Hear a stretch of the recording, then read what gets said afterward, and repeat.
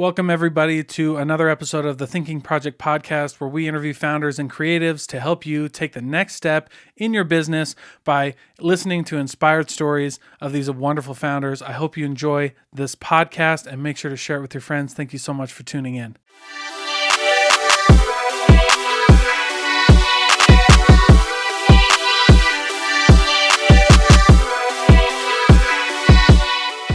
All right. Thanks so much for being here. Deidre, right? Deidre. That's right. Okay. You're going to have to forgive me because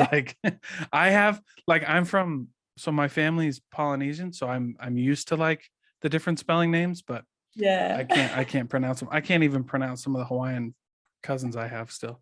I'm like, okay, you're just cousin now to my family. You know what I mean? Well, cool. Thanks for coming on. Thanks for joining me. Finally, we've played a little cat and mouse with this, but I'm really glad that we were able to do it because you have a really cool product that you're working on right now, Capsho.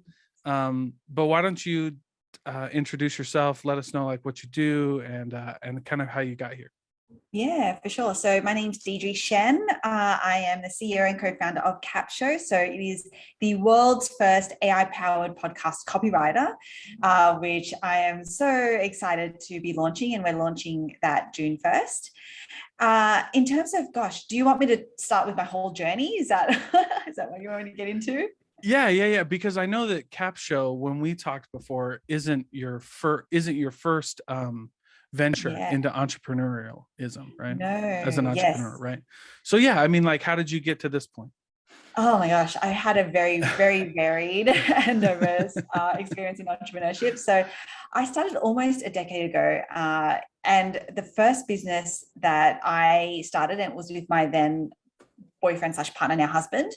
And we started a dessert bar. So random, but you might be able to tell by my accent. I am Aussie. So we grew up in Sydney, and it was okay. So by way of background, my first migrant family. I'm Asian, obviously. So I grew up in that typical get good grades, do the right thing, go to a good school. My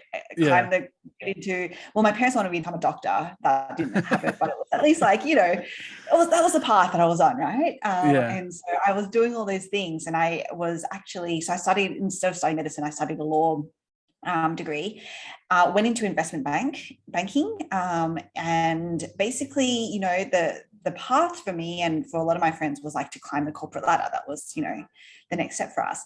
Now, my boyfriend, at the time, he was studying medicine, and anyway, we got to this point of quarter life crisis, and we were I was I don't want to be in corporate, and for him, he was I'm miserable. Studying medicine. So we were okay, what does that mean? What's next for us? We had just moved out, and he actually started cooking, and especially baking. He really fell in love with baking, and I love my desserts. So he was always perfecting sort of my favorite desserts for me. And from that, we were maybe we should try this. Maybe this is the thing that we can do. So that's how we fell into, essentially, hospitality, into a brick and mortar business, of which we had absolutely no background in, nothing. Both of us, we didn't even work casually in a restaurant or anything like that. It was so random. Anyway, so we opened, it's called the Choc Pot. And, again, we opened it, and it was we knew that it was the best thing ever since sliced bread, right? And so we were yes, we're going to build it, and they will come. And you know how that ends up, because built it and they didn't come. So we spent months and trying to figure this thing out, trying to figure out this whole marketing thing. How do you actually get the word out there? Now, fast forward, obviously, we managed to figure, we were just throwing everything at it, and we did manage to figure it out, and we built that brand, so the Choc Pot, to 5 locations in Sydney. We opened a burger restaurant alongside that called Stacks on Burgers. So we had 2 of those locations. And then 2018, end of 2018, so we opened that business 2013. End of 2018, we actually found out that one of our store managers of our busiest store had been stealing from us. And he'd been stealing from us for years. Yeah, hundreds of thousands of dollars. Oh my gosh. Oh my goodness. It was ridiculous. Anyway, so at the time, obviously you never want something like that to happen, but looking back, it was like, I'm actually grateful in a weird way that it happened, because it was what we needed, I think, to snap us out of, in a way, like this hamster wheel that we had built for ourselves, because we very much were, again, on that path of, okay, we're just going to keep growing it and growing and growing it. But when we had this, like, when we were snapped out of it, it was like looking at everything again, going, is this what we want to be doing? Like, is this actually the path that we want to be on? And for me, I've always wanted to live and work overseas. And so it just didn't, I was like, I don't think this is what I want to be doing and focusing on. So at the time, I was actually exploring another idea with another co-founder. So it was in fashion technology. And I was like, yeah, effort. Like, we're just going to move. We're going to figure it out. We're going to move. And I was like, what better place than New York City for the intersection of fashion technology? So I was like, we're going there. And because every other time I've come here, I've loved it as well. So it just made sense. And my husband was super supportive. He's like, yep, let's do it. We'll figure it out. And when I spoke to my co-founder, first we were like, we can make it work, etc. But then in the end, I was just like, do you just want to come? Like, you may as well. And so she came as well. So that's awesome. Holy cow. Yeah. So mid-2019, sorry, that's the sirens of New York City. Mid-2019, we packed up our bags. We sold literally everything. And we actually had to prepay rent. We prepaid rent for a year here.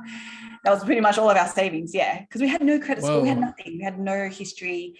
So we were like, okay, well, if we want to get a place, we'll prepaid it. And so that was kind of also our timeline. We were like, okay, we have a year to make this work.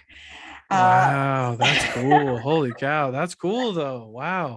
Yeah, it was insane. I'm like, and I don't know if you can tell this, but this is not, I would not in a million years have imagined me doing this. I am you do certain things a certain way, you get, again, as you overachiever, all those things. I have a plan, and to suddenly just be like, okay, there's really no plan. There's kind of just a timeline. There's a semblance of something that we're going to do.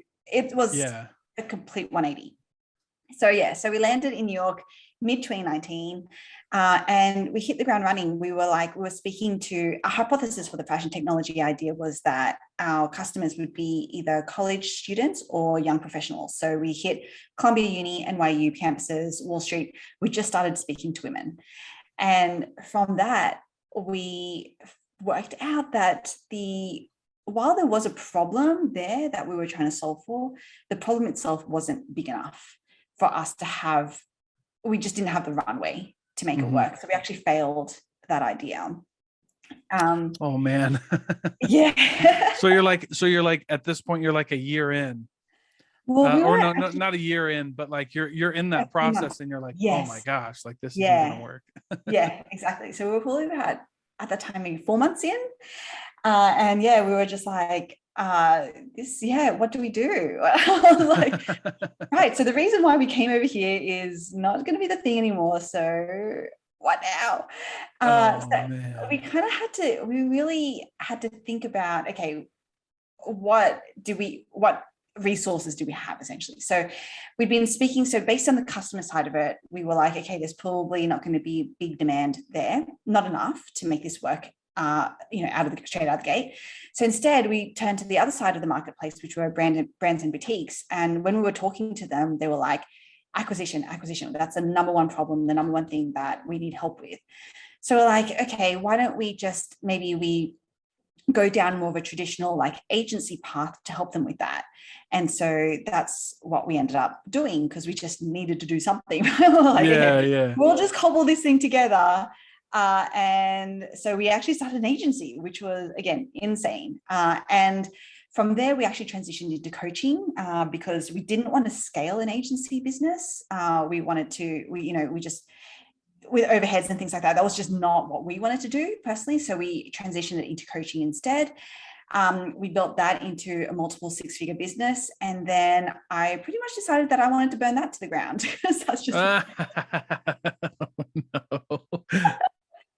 And so there is a reason why, like, I think it was really interesting. This was probably mid-ish to end of last year, actually, where I just was feeling like we were constantly chasing. I didn't have words to put around it, but it was like, I just wasn't feeling quite fulfilled. I wasn't feeling quite happy, content even with, what it was that we were doing and the pace that we were going, all of these things. Anyway, so I was at Funnel Hacking Live. So this was Russell Brunson's event. Oh yeah. Yeah. And he had Tony Robbins speak on the last day. And there was something just the one thing that Tony said, and I was like, I think this is the reason why. And so he was talking about finding fulfillment and happiness, which is it felt so, like everything was in place. Yeah, right. And he was saying, like, he was talking about the patterns of focus. And so one of the patterns of focus that he spoke about was in finding happiness or fulfillment is when we can focus on what we have rather than what's missing. And I think for me, that clicked into place because everything that I was doing for the coaching business, I was constantly so focused on what was missing. Like, what were the gaps in myself? What were the gaps in my knowledge, in my expertise, and all these things I was constantly chasing. And that's why I think I just found myself burnt out. I found myself overwhelmed. And so I was like, I think this is, but what I do have is I am this, like, actually massive introvert who still almost despite that or whatever, was able to climb the corporate ladder, was able to grow brands, even though I hated promoting myself, like all these things I could still do. And that's pretty remarkable for me. And so I was like, as I was sharing these stories and stuff, I was like, this is what I want to help people do. I want to be able to help them find their remarkability and share it in a way that connects them with their audience. So that was actually what birthed the first iteration of Capsho. Oh, cool. Yeah. So the first iteration, let me just tell you, it's kind of a little bit different. It's wild. So when we launched Capsho end of last year, in its very, very MVP form, it was basically what it did was it would have some prompts. You would fill it out to essentially prompts to help elicit your story. Mm-hmm. And it would turn those into a bank of captions and emails. So that's what that did. Yeah. And when we launched it, we were like, this is amazing. This is going to help all entrepreneurs. And again, you can imagine how well that goes when you're trying to market something. Right? Right. Of course. Yeah, of course. So that was like cardinal mistake number 2 that we made, was trying to talk to everyone. Yeah, and right. So, exactly. It's so tough though not to get caught in that kind of thing, because you're like, yeah, who wouldn't use this? Right. Exactly. And you're like, well, it's a good idea, but you got to start somewhere. Exactly. Which is exactly what our coach told us when we were like, this is going to be a 5-minute conversation.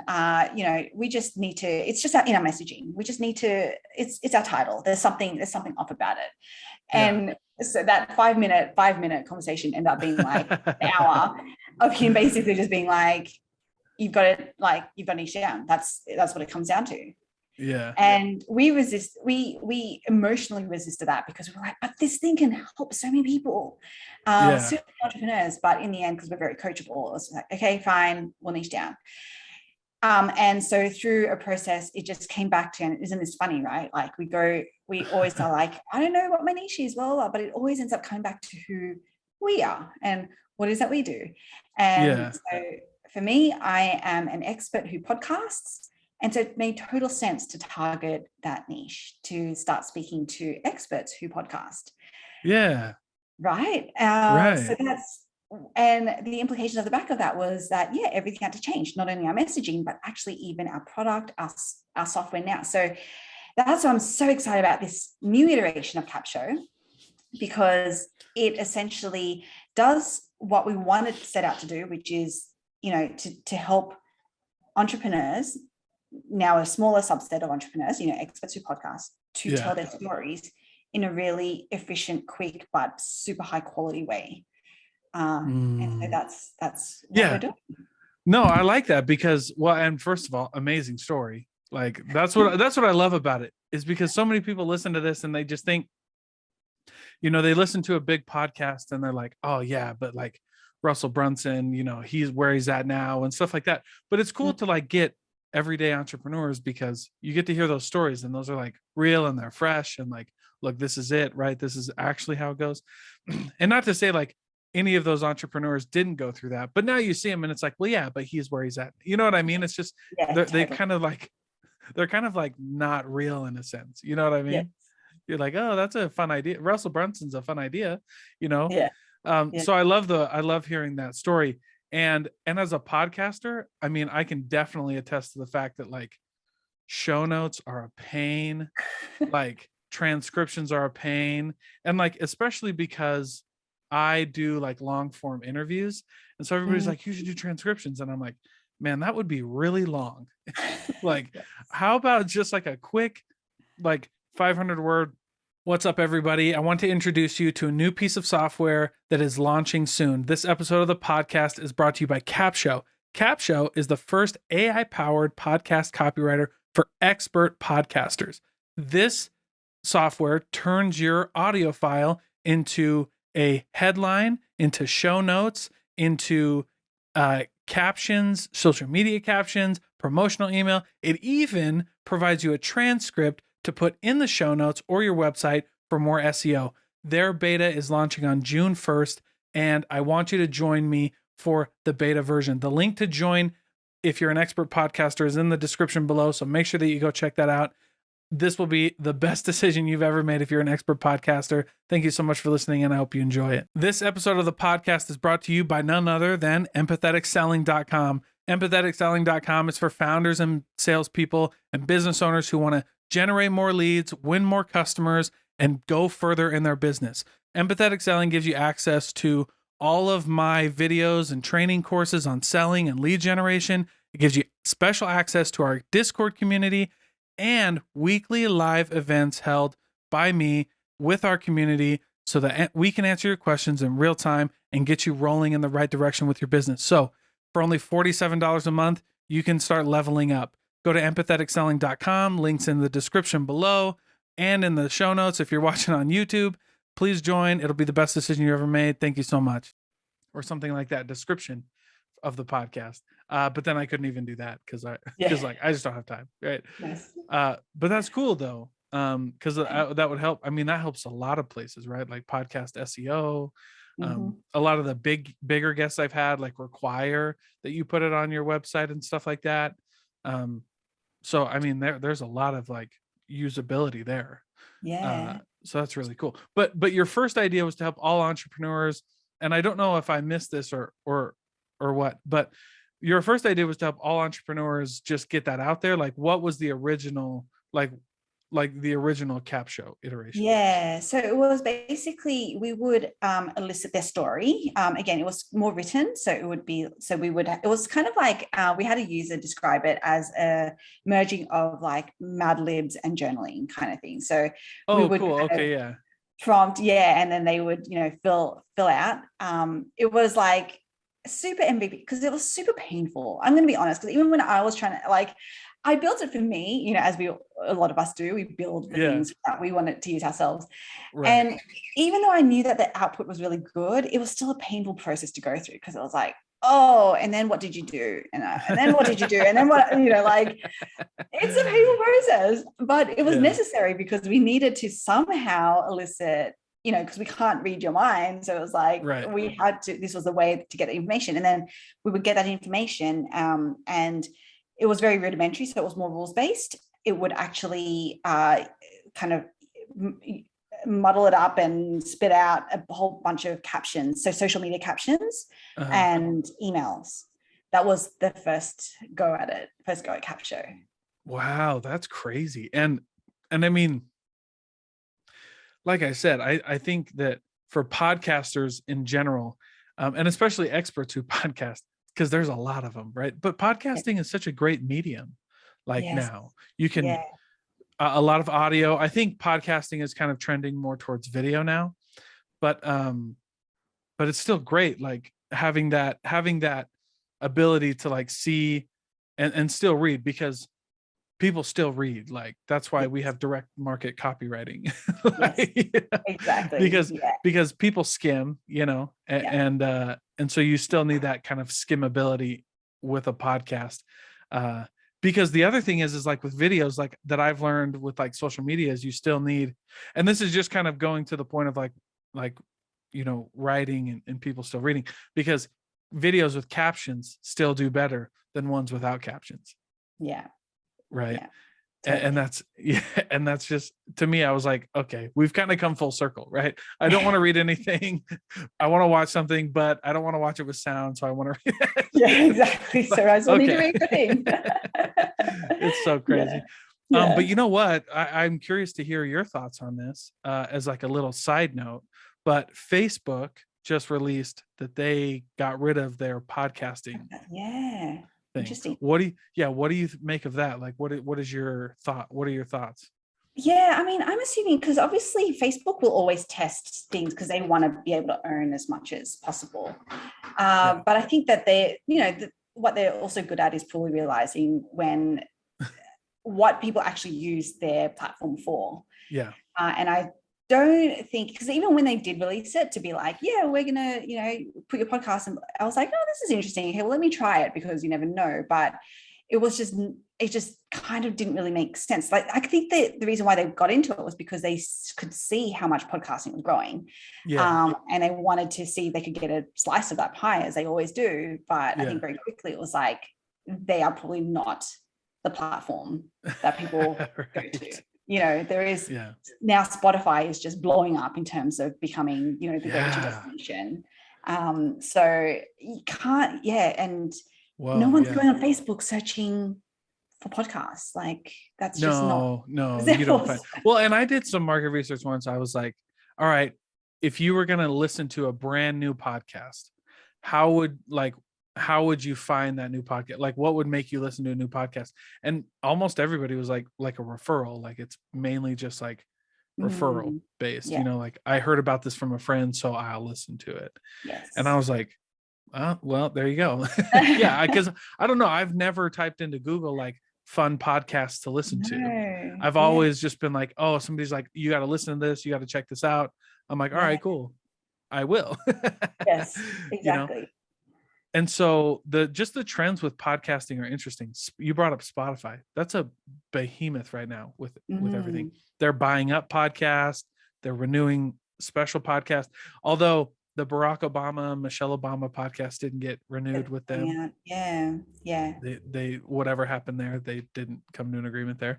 But it's interesting. Okay, so one thing that's kind of been on my mind, and I know you work in this space a lot, is like exiting a podcast, or like, have you heard of like this idea of like, what's the end game with a podcast? Like, do you like, can you sell it, or like how does Spotify pick which ones to buy? And obviously like this would be, but I've also heard of podcasting. Like, I also heard of a podcast that had a very specific niche, and this big sales tech company bought the podcast because because of all of the listeners who were exact, like the listeners and the company's audience matched up, and they ended up buying it. And I was like, oh my gosh, how do you even do that? Like, what does the contract of that look like? Because you can't buy the podcast and then get rid of the hosts or something like that. Because the whole reason I listen to it is because, like your podcast, like I listen to it because of you. Like if the titles stay the same and you left, I'd be like, I'm not interested anymore. Yeah. Well, it's really interesting. I mean, just to talk about that, because I was listening to, he's a host of a show on NPR, and he was saying, and I mean, NPR is very different, obviously, but he was like, they can actually, if you can come up with a really great formula for the show, like they have, then they can actually interchange hosts and they don't drop in listeners, because the formula is so strong. So the way that they do things is just very, so that's potentially, anyway, that was just as an aside. That's a great point. So like, if you're doing like maybe a news kind of thing, or you know what though, I even listen to it because like I think about that in like my setting, like interviewing guests, right? it's, but I've actually seen other podcasts like exchange guests. Like they have one main host, but then he changes out 5 or 6 or 8 different co-hosts every time he interviews people. And I'm like, okay, yeah. I mean, I still listen to that one because it's fun. You know, like who did he bring on to co-host this time? Yeah. Okay, Exactly. but yes, continue with your idea. Yeah, and then on the, so if you do sell it, I mean, the great thing about selling it, it's kind of like if you sell a company. A lot of times it's in the contracts that, you know, the founder or whoever stays on and actually works almost like an employee. So they get a big payout, which is great, and then they just stay on. So that could potentially be another option if you know, you get this great payout for all of the time and effort that you put in to build this audience. And then you just stay as an employee and get paid, you know, a salary for however long. That's true. I've seen that on Shark Tank where they're like, well, I actually saw that one where the Robert bought a company and right there, and he was like, and I'll keep you on for whatever at a 6-figure salary, and you know, so you get a big payout on the job. Exactly. I was like, oh wow, that's not bad, huh? That's cool. Yeah. So that's cool, because I feel like if you're talking about experts in podcasting, a lot of entrepreneurs in podcasting. Yeah. And you talk about like companies, right? So there's a few ways that you plan for your company, but I would have, you know, for a lot of people, it's like exiting it. You know, it's like, okay, eventually we're going to, you know, sell this, or we're going to like have somebody else run it for a while or something like that. Right. Yeah. Yeah. So what, but I'm curious, like, what do you think a good plan, like strategy for, like, if somebody's going to start a podcast today, what kind of strategy would you like implement with them? Like if you're going to like, all right, this is what we're going to do. Let's assume they have everything right. Like, how do you formulate like a long play with them? You know what I mean? Yeah, a long play in terms of how they're going to monetize their podcast. Yeah, maybe. Yeah, monetize it, or like, what's the end game? Like for me, like this is like a hobby for me. I'm like, I'll just do this until I, whatever something happens. I don't know. Yeah, whatever happens. Yeah, if somebody swoops up and wants it or whatever, like I think it's just fun though. But some people take it really seriously. Some people are like, nope, this is a business. This is how we're gonna do it.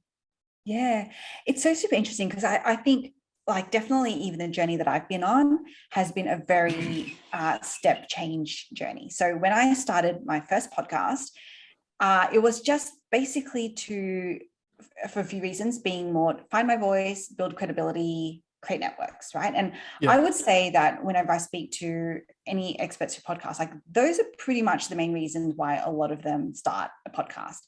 But then very quickly, especially if you're very ROI or economically minded, like I am, I look at the time that I'm spending on it and I'm like, okay, I now need an ROI from this. Like I need some kind of return. And so that's when, you know, the change in me was like, okay, how do I now use my podcast very intentionally to generate leads or convert sales, right? That's kind of, you know, and so that's what, you know, it's kind of like the strategies then to do that.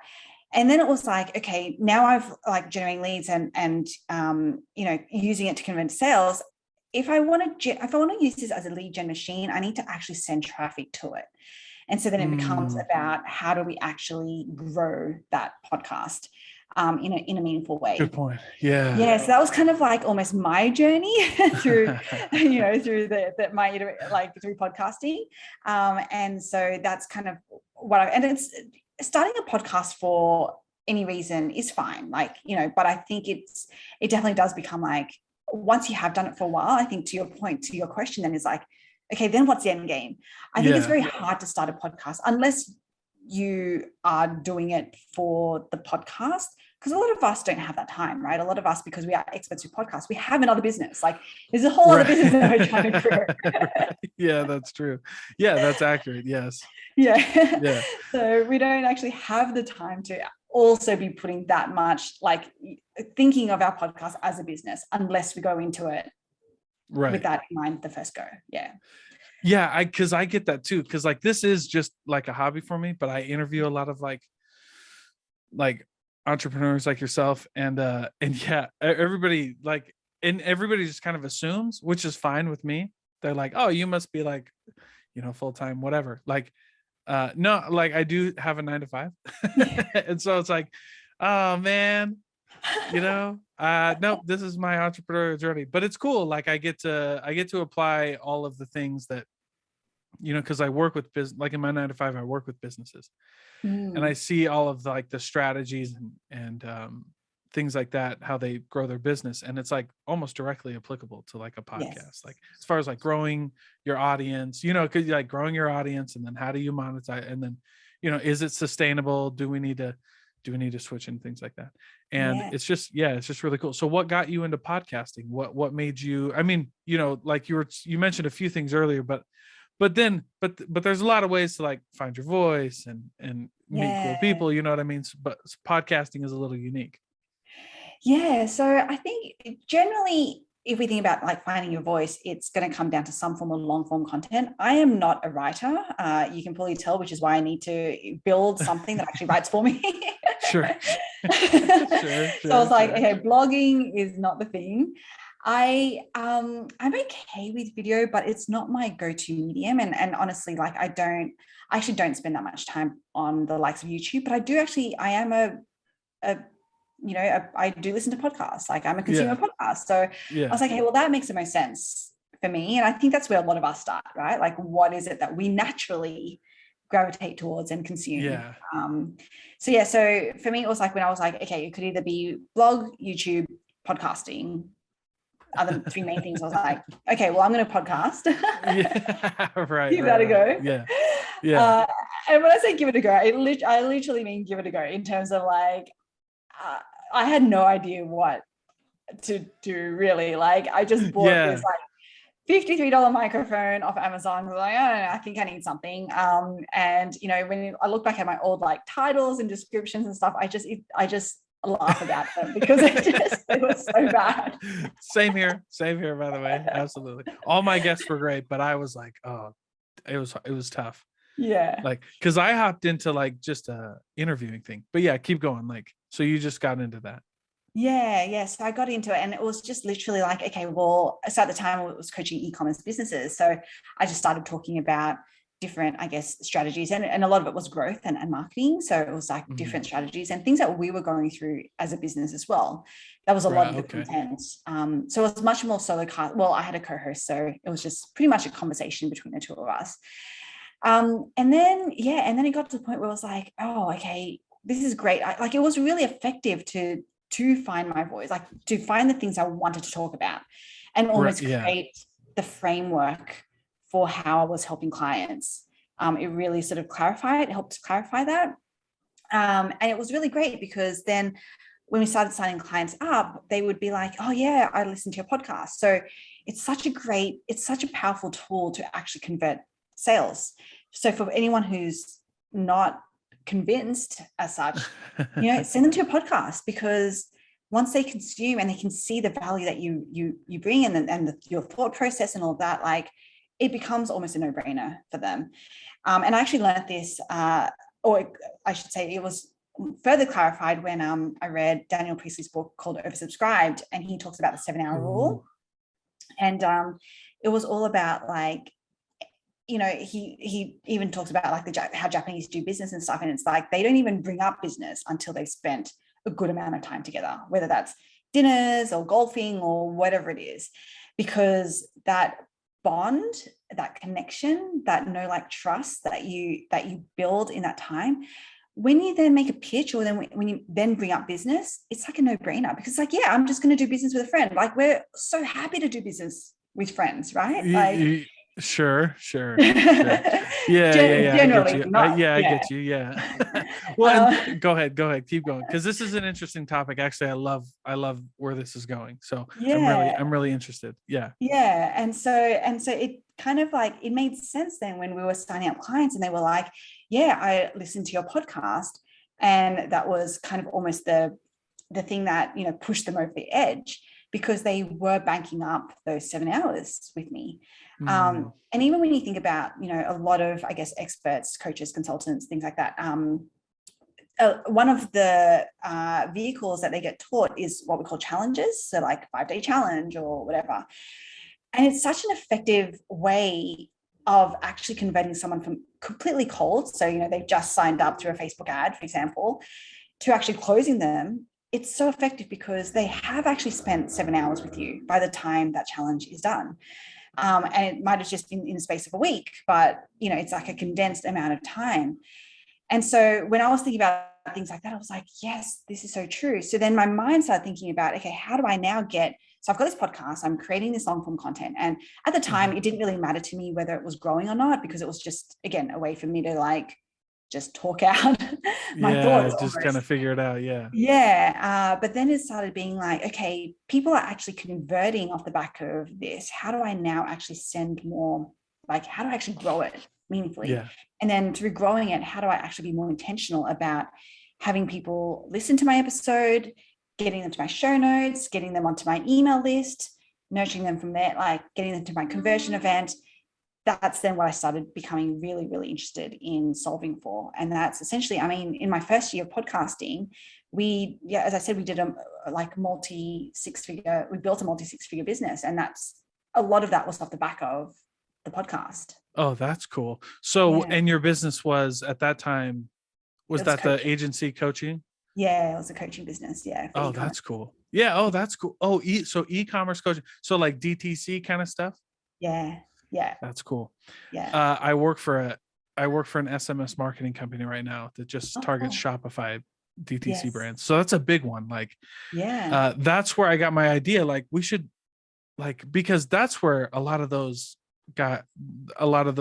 founders of DTC brands live. They love podcasts. It's like, I don't know, podcast is like a pretty hipster thing to, say like that, I listen to podcasts. You're like, okay, I get what you're saying. You know what I mean? Yeah. But I think it's interesting. What I think is interesting about that, because along with my podcast, I do a lot of like sales and business development consulting. But I specifically target retail and like commodities. So it's interesting to kind of see because there's two sides of sales, right? Like, and I've done both of them, but I lean more towards like the retail and commodities, because that's where like the seller consumer relationship is really like broken. Because right, like if we go into like Best Buy or something, right? Like this would be a commodity. Like I don't have to buy it from you. I can buy it wherever. I'm just here for whatever. Yeah. But then there's like the long side of selling, which is a lot of like the 7-hour rule, right? Like if you're selling, like if I'm selling a $1 million piece of equipment, which I've done before, then I don't think I can do that on a 1-call close. You know what I mean? It is going to take me a little bit longer, and it is going to be that 7 hours. But it's just interesting, like, because people have heard me on this podcast talk about that, like that idea of like, if you're in retail or commodities, like you don't have a lot of time, like you don't have 7 hours, right? Because if you don't buy a TV from Best Buy, you're going to leave and go buy it from Amazon like that day, right? Yeah. Like I've done that before. Like I'm guilty of that. So like for you in your coaching business, have you seen a lot of like success from like the challenges, like 5-day or 10-day challenges or whatever?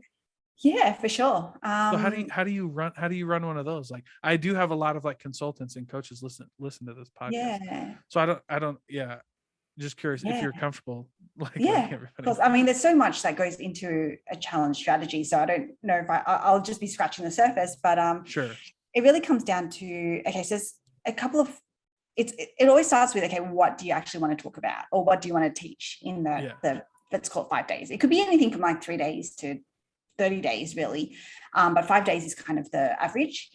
And there's a couple of ways to think about it. One is either as you give them an overview of your strategy, of your framework. So each day is like, but in an hour a day, you can only cover so much. So you're never going to be able to cover too much really, to give it all away. I think that's a fear sometimes that it's like, but we're giving all away. But it's actually impossible to give it all away, because really what you're giving away is like the what, not the how, because the how is right. Like there's not enough time. There's literally not enough time to do that, which is why they need to, buy your thing. So strategy, so covering the strategy is one thing that you can do. The other thing is that you actually give them sort of the first part of your framework, and then you basically pitch for they have to buy to get the rest of the framework, if that makes sense. So that's kind of like two ways to think about either your overall strategy or just one piece that you pick out of your framework. Yeah. So that's okay. So that's like the content of a challenge. And so you want to, and then you piece it down to 5 days. Now, oh gosh, there's so many things that go into how to actually make a challenge work, and we've done a lot of them, and we've constantly been iterating and testing them.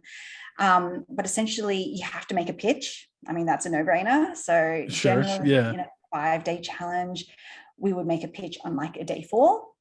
And then sort of reiterate on day 5. We would actually, even though we call it a 5-day challenge, it would actually end up being more like 8 or 9 days with bonus sessions, because you want to basically, when you pitch, that's when your cart opens, and then it's, you want to give them a good amount of time, a few days, to think about it and to ask their questions and etc. So you would close cart on like 3 or 4 days after. But in those 3 or 4 days, you want to be running bonus sessions and Q&A sessions and things like that to give more value, and show them more of what it is that you can do and what it is that they would be buying, if they bought. That's Did you cool. have any specific questions? Yeah, I'm happy to talk about it. But oh no, I would, because I was just like, I've seen a lot of the challenges, but I've never like, I don't know, I've never just, I don't know, like all of the people that I've worked with, like mentors and coaches, have been like usually like around me. So it's like, okay, well, we're all just really close, so we'll just work together or whatever.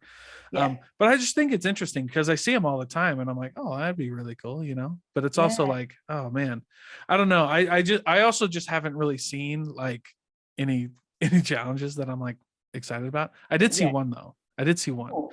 And it was like, it was for a breathwork app. And they had like a 10-day challenge, and I was like, all right, well, yeah, I like that, because you could also do it for like it was like 3 minutes a day. So I was like, okay, I could do that. But then like I got sold. They sold me, and I was like happy about it too. I had no problems. Right. I was like, it's almost like you spent 7 hours with them. Right, exactly. But it's like, so I guess that's the other concept, is like, people feel like, all right, I have enough to make a decision, right? Exactly. What made what helped you the most with your sales, or with your coaching program, that like really made it, what was the difference between the 6 figures and maybe just starting? Like, what really turned it around for you?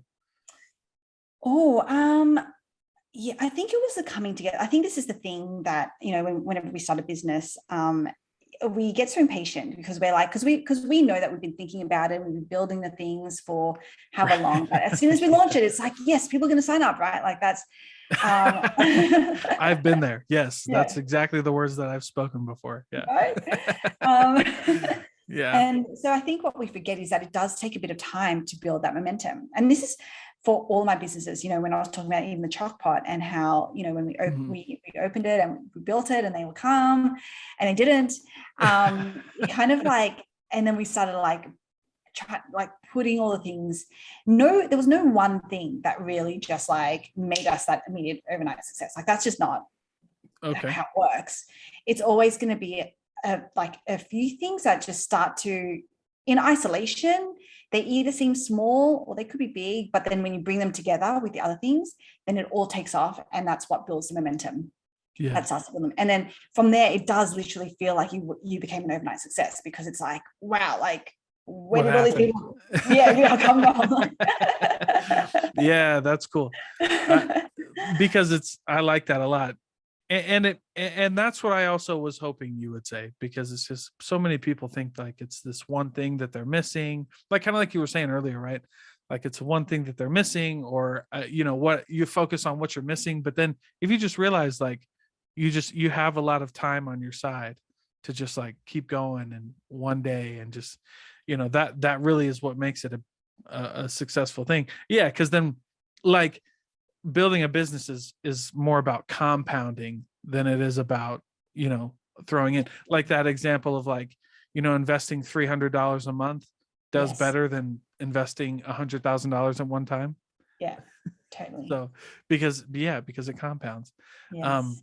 Well, that's really cool. So tell us, so there are a lot of podcasters who listen to this as well. So tell us where we can find Capsho, maybe how we can follow you and get involved with any of yours. Are you still coaching now, or is it just Capsho?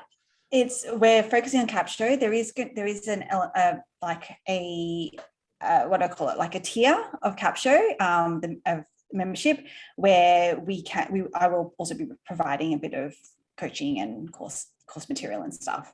That's great. So basically, get in touch with me. So I'm Deidre Tshien on any of the socials. That's my website as well, capsho.com. You can go check it out. We are launching beta. I'm not sure when this is going to go live, this particular episode.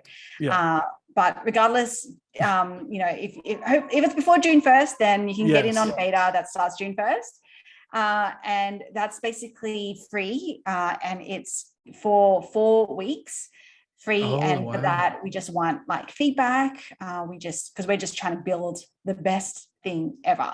So that's cool. I like that. Yeah. So come and get involved in beta for sure. It's a no-brainer, right? It's free. You get to get all of your copy written for your podcast episode. Like, it's great though, because I'm always like, oh crap, I got to figure out what to name this, and I got to figure out what to write in it. But that's great. Okay, cool. So, well, thank you so much for being here. I really appreciate your time, and yeah, I'm glad that we were able to make this happen because I love this conversation. Yeah, me too. Thanks so much for having me on. Absolutely.